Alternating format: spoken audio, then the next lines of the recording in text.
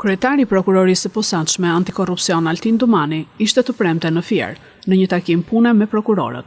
Me hapjen nga partitë politike të fushatave elektorale për zgjedhjet parlamentare të 11 majit, Dumani e pa të nevojshme takimin me prokurorët e këtij qyteti, ku qëllimi ishte bashkëpunimi dhe koordinimi i punës për hetimin e ngjarjeve që synojnë zgjedhjet e lira gjatë periudhës së fushatës.